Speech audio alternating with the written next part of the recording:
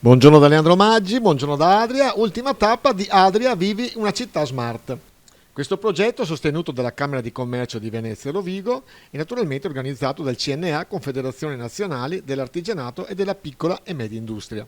Ed oggi siamo in particolar modo in un'escursione in barca scendendo il Canal Bianco, o il fiume di mezzo, fino al delta del Po. In particolare oggi ci fermeremo più o meno all'altezza dei cantieri vicentini, per apprezzare le ragioni del turismo lento.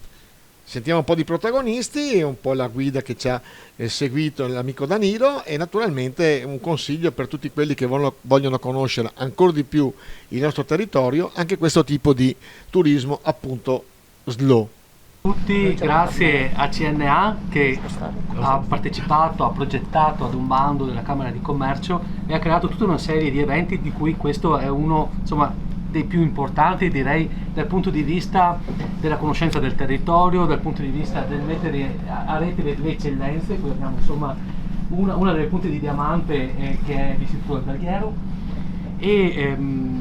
come amministrazione noi abbiamo creduto non solo a questo bando ma a proprio la possibilità che il fiume di mezzo, come ci piace chiamarlo, possa diventare veramente un fiume conosciuto, navigato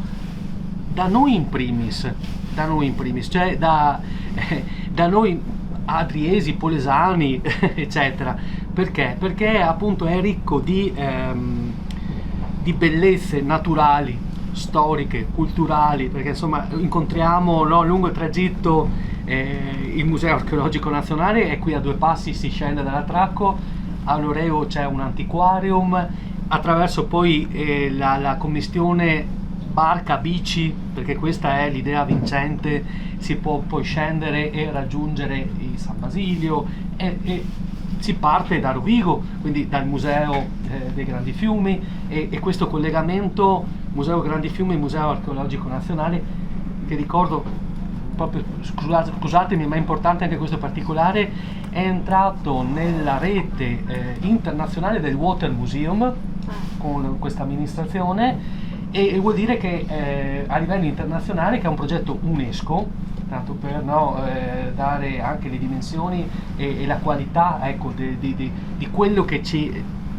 abbiamo attorno a noi. All'altezza della conca di Canda cambia nome e diventa Canal Bianco, tra poco cambierà ancora nome e diventerà Po di Levante all'altezza della conca di Volta Grimana. Il nome Fissero invece deriva da un canale navigabile che collega il corso del Tartaro ai laghi di Mantova, rendendo navigabile l'intera via dal mare Adriatico fino a Mantova. Infatti viene anche chiamato idrovia Fissero-Tartaro-Canal Bianco.